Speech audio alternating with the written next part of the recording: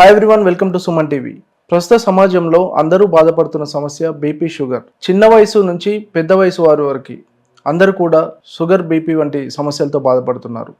మరి ఇలాంటి వ్యాధులు ఎందుకు వస్తాయి? దీన్ని నియంత్రించాలంటే ఎలాంటి లైఫ్ స్టైల్ ఉండాలి? ఇలాంటి విషయాలను ప్రస్తుతం మనతో పంచుకోవడానికి డిజిటల్ మీడియాలో ట్రెండింగ్లో ఉన్న డాక్టర్ విక్రాంత్ సింగ్ ప్రస్తుతం మనతో ఉన్నారు. ఆయనను అడిగి ఆయన మాటల్లో తెలుసుకుందాం.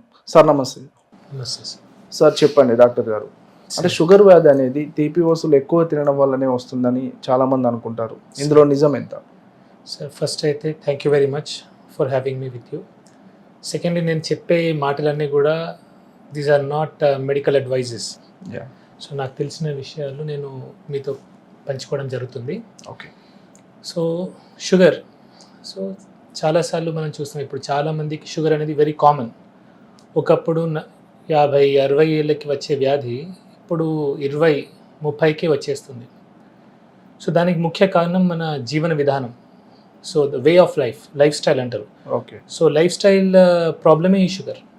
సో అది ఫ్రీక్వెంట్గా చాలా చూస్తున్నాము. సో దానివల్ల చాలా వేరే ప్రాబ్లమ్స్ కూడా వస్తాయి, కాంప్లికేషన్స్ వస్తున్నాయి.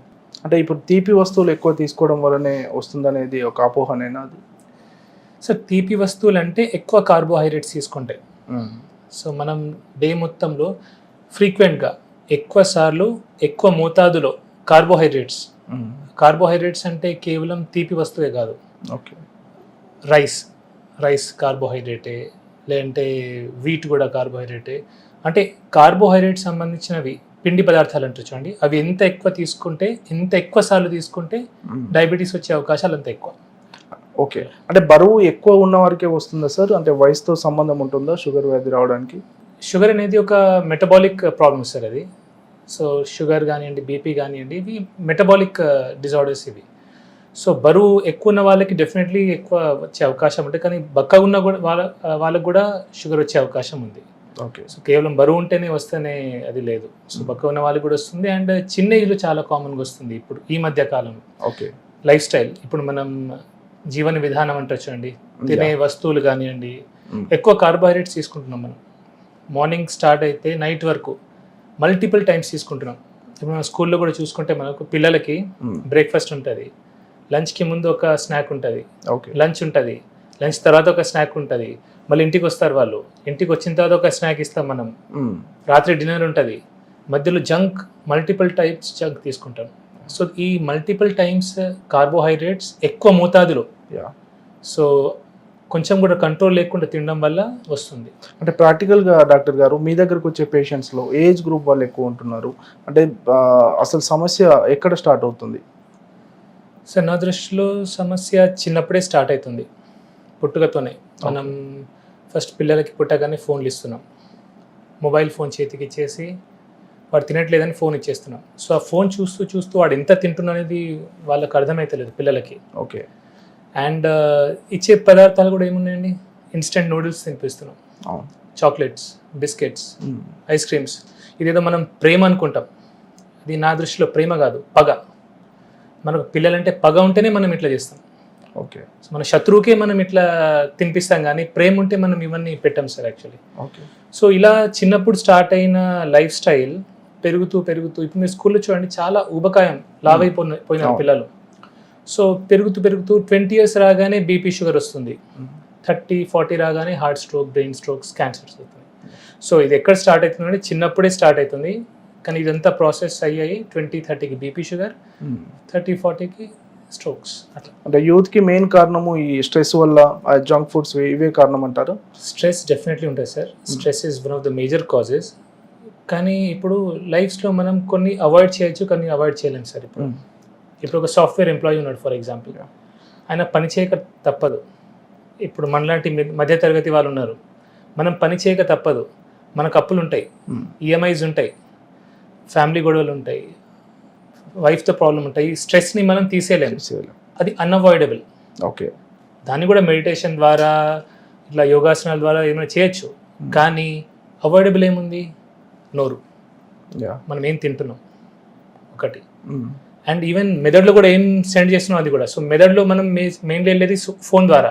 సో ఏం చూస్తున్నాం, మన మెదడుకి ఏం తిండి పెడుతున్నాం ఇంపార్టెంట్, మన నోటి ద్వారా పొట్టకి ఏం తిండి పెడుతున్నాం అది ఇంపార్టెంట్. సో ఇవి రెండు మంచిగా ఉంటే మనం చాలా రోగాలు అవాయిడ్ చేసుకోవచ్చు. ఓకే సార్, ఈ షుగర్ విషయంలో చూసుకున్నట్టయితే చాలామంది ఇన్సులిన్ వాడతారు, కొంతమంది ట్యాబ్లెట్స్ వాడతారు. అంటే ఇన్సులిన్ అంటే చాలామంది భయపడుతూ ఉంటారు. అసలు ఇన్సులిన్ ఒక్కసారి వాడడం మొదలు పెడితే అంటే లైఫ్ టైం వాడాల్సి ఉంటుందా? సార్ యాక్చువల్లీ ఒక కాన్సెప్ట్ ఉంది సార్, దాన్ని కీటోజెనిక్ డైట్ అంటారు. ఓకే. ఒక తినే పద్ధతి. కీటోజెనిక్ డైట్లో ఏం చేస్తామంటే మనం కార్బోహైడ్రేట్స్ అవాయిడ్ చేస్తాం, తక్కువ చేస్తాం, మినిమైజ్ చేస్తాం, కొందరికి అవాయిడ్ కూడా చేస్తారు. So high fat, moderate protein, minimal carbohydrates ఇచ్చి కీటోజెనిక్ డైట్ చేస్తాం, కీటోసిస్లోకి తీసుకెళ్తాం. ఓకే. ఎప్పుడైతే మనం కీటోసిస్లోకి తీసుకెళ్తామో ఇన్సులిన్ రెసిస్టెన్స్ అనేది తగ్గుతుంది. ఓకే. సో జనరలీ ఇన్సులిన్ రిపీటెడ్గా ఇన్సులిన్ సిక్రీట్ అవ్వడం వల్లనే ఇన్సులిన్ రెసిస్టెన్స్ వస్తుంది. ఇన్సులిన్ రెసిస్టెన్స్ వల్లనే మనం ఇన్సులిన్ వరకు వెళ్తాం. ఓకే. సో ఇన్సులిన్ రెసిస్టెన్స్ తగ్గించినాం అనుకోండి, మనం ఇన్సులిన్ నుంచి ట్యాబ్లెట్కి వచ్చే అవకాశం ఉంది. కొందరు ఎర్లీ స్టేజెస్లో ట్యాబ్లెట్ బంద్ అయ్యే అవకాశాలు కూడా ఉన్నాయి.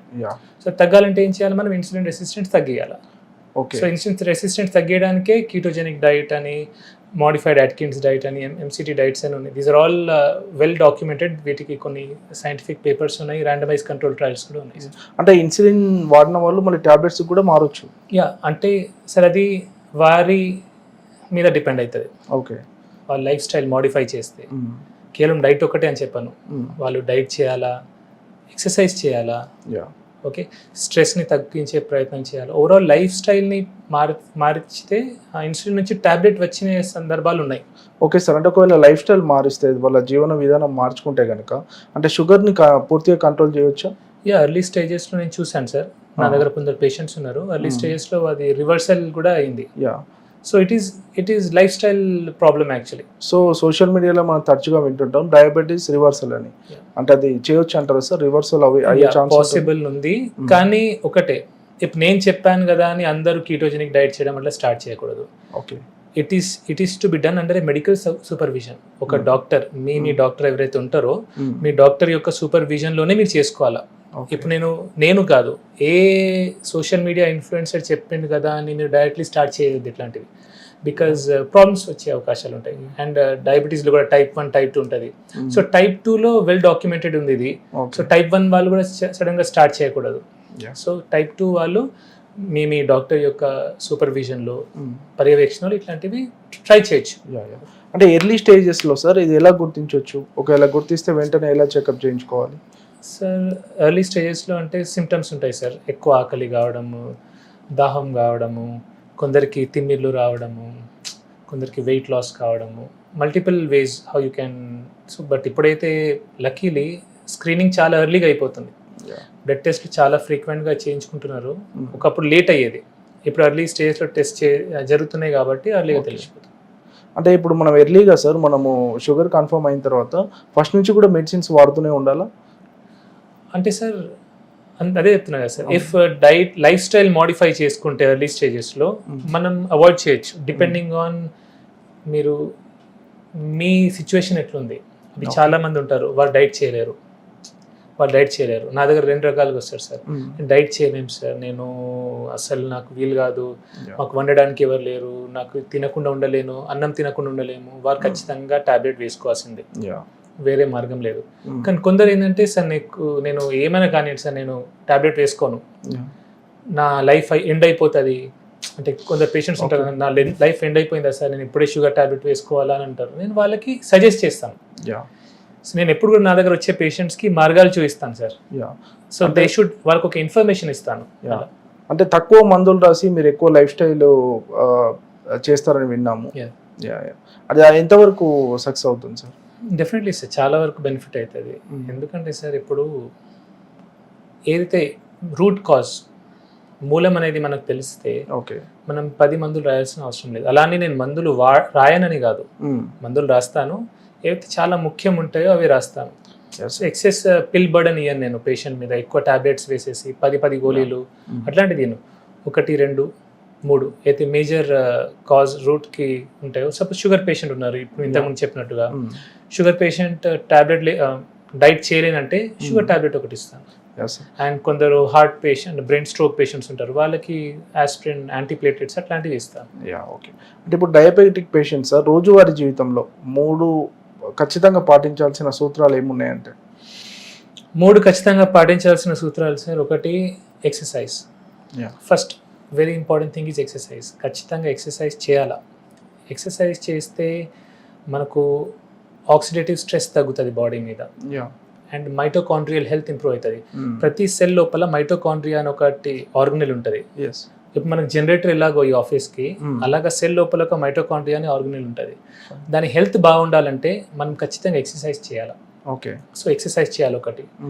సెకండ్లీ డైట్ మీద మనం కాన్సన్ట్రేట్ చేయాలా. ఎక్కువ కార్బోహైడ్రేట్స్ తీసుకోకుండా మినిమల్ పెట్టుకోవాలా. ఓకే, అండ్ దాంట్లో కూడా ప్రాసెస్డ్ ఫుడ్స్ లాంటివి అలాంటివి తీసుకోకపోతేనే మంచిది. ఓకే, ప్రాసెస్డ్ ఫుడ్స్ అంటే ఇన్స్టెంట్ నూడిల్స్ కానివ్వండి, బిస్కెట్స్, హోల్ ఫుడ్స్ తీసుకోవాలి. హోల్ ఫుడ్స్ తీసుకుంటే మంచిది. అండ్ ఆఖరికి వీలైనంత వరకు స్ట్రెస్ తగ్గించుకోవాలి. సో మెంటల్ స్ట్రెస్ అనేది ఉండదు సార్, బికాస్ స్ట్రెస్తో కూడా షుగర్ అనేది కంట్రోల్ ఉండదు. ఈ మధ్య సార్ కొంతమంది సెలబ్రిటీలను చూసుకుంటే లావు తగ్గడానికి అంటే షుగర్స్కి ఇవ్వాల్సిన ఇంజెక్షన్స్ కూడా వాడుతున్నారు. దానివల్ల ఇమీడియట్గా కూడా లావు తగ్గుతున్నారు. అంటే ఇది కరెక్టే అంటారా సార్? ఇది నా పర్సనల్ అడ్వైస్, పర్సనల్ ఒపీనియన్. నాకు ఇట్లాంటివి పెద్ద నచ్చదు సార్. ఓకే, ఎందుకంటే ఒక ఓజెంపిక్ అంటారు అలాంటివి, దాని లాంగ్ రన్ సైడ్ ఎఫెక్ట్స్ ఏమున్నాయో మనకు తెలియదు. సో నిజంగా సెలబ్రిటీస్ అవి తీసుకున్నారా మనకు తెలియదు. ఓకే, చాలా మంది తీసుకున్నాను అంటారు కానీ తీసుకోరు. వాళ్ళ ప్రమోషన్ కోసం వాళ్ళకి డబ్బులు వస్తాయి. సో జస్ట్ ఫర్ మనీ కొందరు చేయొచ్చు, అట్లా తెలియదు. I'm just saying. సో అలాంటప్పుడు మనం గుడ్డిగా వాటిని చేయకపోతేనే. అంటే ఇలాంటి ఓజెమిక్ ఇంజెక్షన్స్ అంటే షుగర్ పేషెంట్స్ వాడొచ్చు? నేనైతే ఇలాంటి ఇంజెక్షన్ సజెస్ట్ చేయండి సార్. మై పర్సనల్ ఒపీనియన్ ఇది, బికాజ్ నేను అంత స్పెషలిస్ట్ని కాదు ఆ ఫీల్డ్కి సంబంధించి. నేనైతే నా పేషెంట్స్కి కొందరు అడిగారు, నేను I said it is not మంచిది కాదని చెప్పాను సార్, నా ఒపీనియన్లో. అంటే మీరు చూసుకుంటే సార్, టీలో షుగర్ వాడడం, దీనివల్ల షుగర్ అంటే టీలో షుగర్ వేసుకోకపోతే షుగర్ కొంత కంట్రోల్లో ఉంటుందని, ఇవన్నీ నిజమేనా సార్? నిజమే సార్, ఎందుకంటే మనం ఇండియన్స్ యావరేజ్గా మీరు ఎన్ని టీలు తాగుతారు సార్ రోజు? 3 times ఆల్మోస్ట్. 3 times తాగుతారు.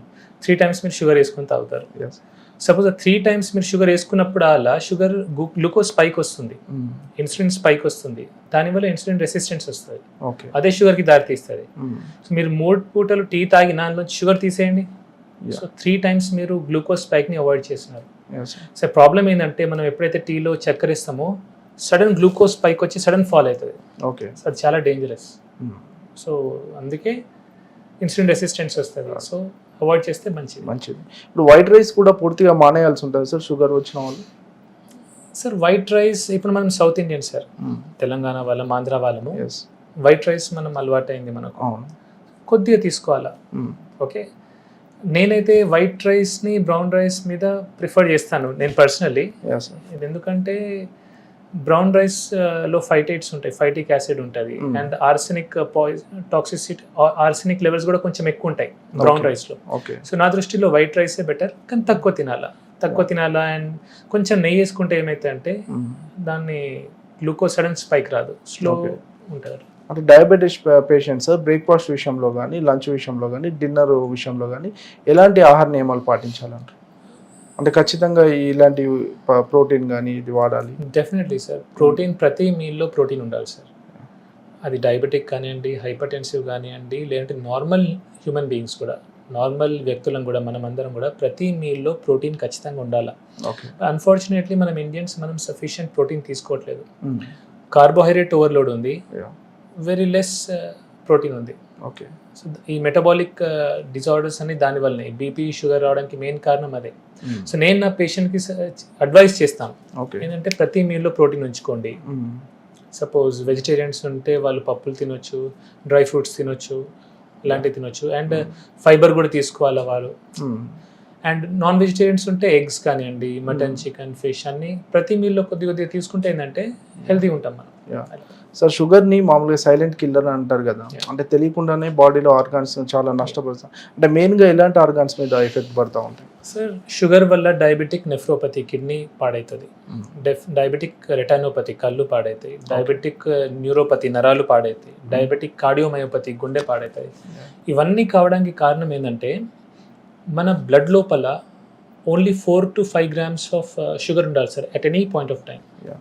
సో మనకు ప్రతిసారి ఇన్సులిన్ ఎందుకు రిలీజ్ అవుతుంది ప్యాంక్రియాస్ నుంచి అంటే బ్లడ్ లోపల 4 to 5 grams కంటే ఎక్కువ షుగర్ ఉంటే అది చాలా డేంజరస్. అదేం చేస్తుంది అంటే ఈ రక్త నరాలని డ్యామేజ్ చేస్తాయి, ఇన్ఫ్లమేషన్ అంటారు. సో ఇన్ఫ్లమేషన్ వల్ల ఏమైతే ఎండ్ ఆర్గన్ డిసీజ్ వస్తాయి. ఓకే. సపోజ్ కిడ్నీకి సప్లై చేసే బ్లడ్ వెజల్లో ఏదైనా ఇన్ఫ్లమేషన్ వస్తే కిడ్నీ పాడవుతుంది. బ్రెయిన్కి సప్లై చేసే బ్లడ్ వెజల్లో రక్త నరం లోపల ఇన్ఫ్లమేషన్ వస్తే బ్రెయిన్ స్ట్రోక్ వస్తుంది. ఓకే. గుండె దానికైతే హార్ట్ స్ట్రోక్ వస్తుంది. సో ఇన్ఫ్లమేషన్ తగ్గాలంటే మనం తక్కువ క్వాంటిటీలో కార్బోహైడ్రేట్స్ తీసుకోవాలి. Okay sir. ఇప్పుడు డయాబెటీస్ ఉన్న వాళ్ళు sir correct life style follow అయ్యి మళ్ళీ రివర్స్ డయాబెటీస్ అయిన సిచ్యువేషన్లో మళ్ళీ మందులు వాడాల్సిన అవసరం ఉండదు ఇక వాళ్ళకి? డయాబెటీస్ రివర్సల్ ఉంటే అవసరం ఏముంటుంది సార్? అంటే మళ్ళీ వచ్చే ఆస్కారం అట్లా ఏముండదు? వాళ్ళ లైఫ్ స్టైల్ మేనేజ్ చేయాలా సార్? ఇప్పుడు సింపుల్ సార్, ఇప్పుడు మనకు తలనొప్పి వచ్చింది, తలనొప్పి గోలేసుకున్నాము. ఓకే, కాలు నొప్పి వచ్చింది, కాలు నొప్పి గోలేసుకున్నాం. మనం తలనొప్పి లేనప్పుడు తలనొప్పి గోలేసుకోం కదా. సో షుగర్ కూడా అలాంటి నొప్పి. కానీ మనం తలనొప్పికి సంబంధించిన పనులన్నీ చేసి సపోజ్ ఎక్కువ ఆల్కహాల్ తీసుకున్నాం అనుకోండి, హ్యాంగ్ ఓవర్ వస్తుంది. హ్యాంగ్ ఓవర్ వచ్చినాక ఏం చేస్తాం? గోలేసుకుంటాం. మీరు ఆల్కహాల్ తాగలేదు అనుకోండి, మీకు హ్యాంగ్ ఓవర్ రాదు, మీరు పెయిన్ కిల్లర్ వేసుకోవాల్సిన అవసరం లేదు. షుగర్ కూడా ఆల్మోస్ట్ అంతే, అంటే ఎగ్జాక్ట్లీ అంతా అనట్లేదు, బట్ యూ కెన్ సీ. మీరు సపోజ్ ఎక్కువ కార్బోహైడ్రేట్స్ తీసుకున్నారనుకోండి, దాంతో మీకు డ్యామేజ్ అవుతుంది, షుగర్ లెవెల్స్ పెరుగుతాయి. సో తక్కువ తినాలా. ఓకే. ప్రతి మీల్లో ప్రోటీన్ తీసుకొని, ఫైబర్ కంటెంట్ తీసుకొని, తక్కువ కార్బోహైడ్రేట్స్ తీసుకుంటే షుగర్ స్పైక్ రాదు, కాబట్టి షుగర్ గోళీలు అవసరం లేదు.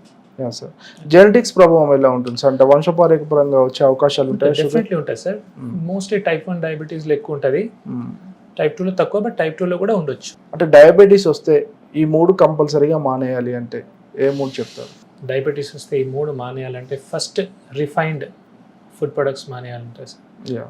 రిఫైన్డ్ షుగర్స్, బయట మనం refined chips, biscuits, chocolates, cool drinks, refined foods avoid చేస్తే మంచిది. Alcohol in any quantities poison, toxic. So alcohol తాగకపోతే, ఆల్కహాల్ అంటే బ్రాండీ, విస్కీ, రమ్ము, కళ్ళు, బియర్ అన్నీ కూడా. చాలా మంది బియర్ని ఆల్కహాల్ అనుకోరు, కళ్ళు ఆల్కహాల్ కాదు, అది కూడా alcohol. So any form of alcohol తీసుకోకపోతే మంచిది. And anything that causes inflammation sir, inflammation cause చేసే ఏ వస్తువు అయినా సరే అది తీసుకోకపోతేనే మంచిది. షుగర్ ఉన్న వాళ్ళకి ఒక డౌట్ ఉంటుంది సార్, అన్ని రకాల ఫ్రూట్స్ తినొచ్చా షుగర్ ఉన్న వాళ్ళు? హై గ్లైసిమిక్ ఇండెక్స్ ఉన్న ఫ్రూట్స్ తీసుకోకపోతే మంచిది sir. Okay. High glycemic index దేనిలో ఉంటుంది? మ్యాంగోలో ఉంటుంది, రైప్ మ్యాంగోలో, రైప్ బనానాలో ఉంటుంది, రైప్ గ్రేప్స్లో ఉంటుంది. అవి తక్కువ తింటే better. Fruits which are better అంటే apple is better, papaya is better, guava, జామకాయ ఇస్ బెటర్. ఇంకోటి ఇక్కడ వెరీ ఇంపార్టెంట్, ఎందుకంటే ఇప్పుడు బెటర్ అన్నా కాబట్టి కిలోలు తినకూడదు అది కూడా. ఎందుకంటే అది కూడా ఎక్కువ తింటే అది కూడా గ్లూకోజ్ పెరుగుతుంది మళ్ళీ లిమిటెడ్గా. షుగర్ పేషెంట్స్ మీ దగ్గరకు వచ్చే పేషెంట్స్ కానీ వీడియో చూస్తున్న వాళ్ళకి షుగర్ గురించి ఏం చెప్పాలనుకుంటున్నాను?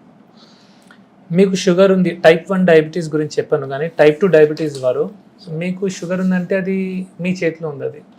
ఓకే. సో మీరు లైఫ్ స్టైల్ మంచిగా చేసుకొని, ప్రాపర్గా కార్బోహైడ్రేట్స్ తక్కువ చేసుకొని, ప్రోటీన్ కంటెంట్ పెంచుకొని, ఎక్సర్సైజ్, జిమ్, యంగ్ అయితే జిమ్ చేసి, జాగింగ్, వాకింగ్ లాంటివి చేసి, పెద్దవాళ్ళు అయితే యోగాసనాలు, వాకింగ్ లాంటివి చేసి లైఫ్ స్టైల్ని మోడిఫై చేసుకుంటే షుగర్ ఉండదు మీకు. Fine sir.